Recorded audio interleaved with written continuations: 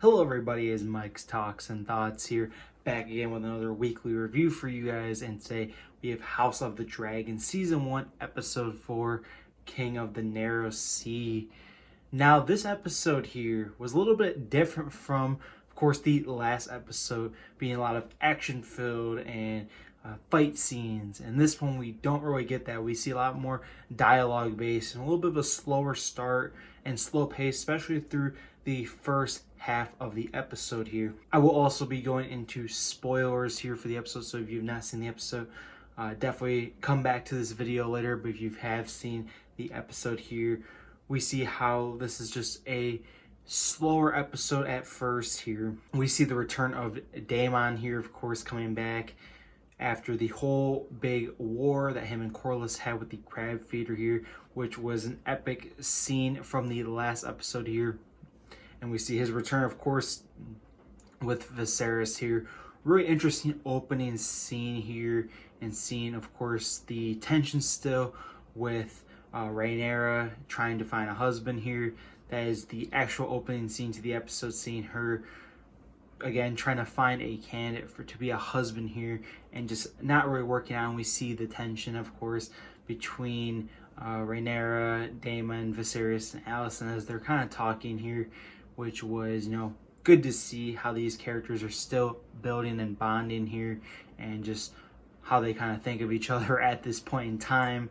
And the big part of this episode, and really takes a lot of factor into it, is, of course, Rhaenyra and Daemon here. So we see them kind of sneak out in the middle of the night, and they go and see this show, which really reminded me of Game of Thrones. Of course, when Game of Thrones reenacted the Purple Wedding here, that was an iconic scene for the series here, and something that really reminded me of that, of course, them reenacting the whole who's going to be the heir to the Iron Throne, which of course has been the big question all season. Who's going to be the heir? Who's going to take over? How is the bloodline going to work? Who is the realm going to rally behind? And we see them going to a pleasure house or a brothel, whatever you want to call it, in the episode here. And we see the trademark Targaryens. We see, of course, Rhaenyra and Daemon almost hook up here, which was something that was a little bit cringe to watch on screen, of course, but luckily they didn't take it to that next level here. And like I said, that is a big focus here for that entire episode. We see this little spy who's working with Otto, and he tells him the news, and everyone's just questioning Rhaenyra and Daemon. Did you guys have anything to do with this? What's going on? Did this actually happen? And of course, Rhaenyra being someone who they value in her opinion, Alicent, of course, backs her on her side when Rhaenyra pleads that nothing happened here. Of course, we know that Rhaenyra, nothing did happen to that extent, but something did go down with, of course, Daemon. And we see, of course, how Christian Cole now is involved in this sort of that never really comes up much into the episode here, that she slept with him. But of course, we see that on screen, and we see just Viserys here is telling Daemon to just get out of his sight. I don't want to see you anymore. He can't deal with all his struggles, and it's something that we've been seeing since the first episode of the show, just how these two can just not get along and correspond with each other, and just have so many difficulties. We see how he's like, I just want to not see you anymore, go to the Vale, get away, and just absolutely degrading Daemon here.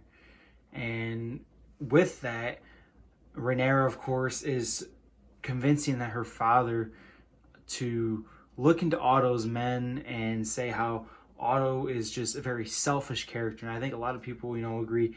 Otto Hightower, of course, a very selfish character. A lot of people compare him to Peter Baelish from Game of Thrones, and he's very similar in that aspect. He tries to get what he wants. He manipulates both sides here. And honestly, the best part of the episode, of course, with Viserys removing Otto Hightower as the hand to the king here. Hand of the king, no longer Otto Hightower's place. We see how he accuses Otto of all these accusations with Jaehaerys, his father, and of course, everything that goes on with now this whole Rhaenyra Daemon situation, how he can't be trusted, and seeing through that selfishness and seeing how he wants to have that power, of course, Otto does. And I think a lot of people are going to like that about this episode, and it's definitely a strong point in this episode. But like I said, the main focus in this entire episode is, of course, just a lot of sex. A lot of sex scenes we see in this episode that take precedent over, of course, Daemon coming back is a huge story and plot point here. And of course, focusing on the topics from the first 3 episodes with Rhaenyra trying to find a husband, the next heir, really building again the tension. It's going to keep building and building and building until it hits that breaking point here.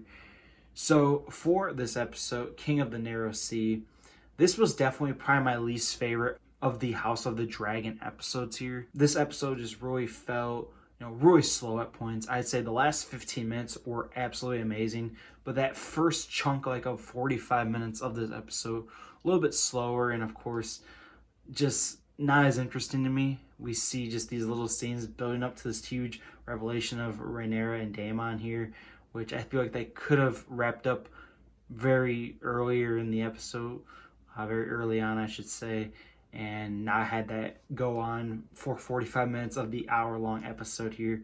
So definitely still an enjoyable episode, especially that back half, the back 15 minutes of this episode really bumped it up for me in the ratings. I would give it like a 7.5 out of 10. Probably the weakest episode I've seen so far, but it was still a good episode and a really good payoff at the end. So yeah, that's going to do it here for the House of the Dragon Season 1, Episode 4 review. Let me know down in the comment section below your thoughts on House of the Dragon so far and your favorite moments from this episode and or your favorite characters so far. And with that, I hope you guys enjoyed this video. Take care. Peace out.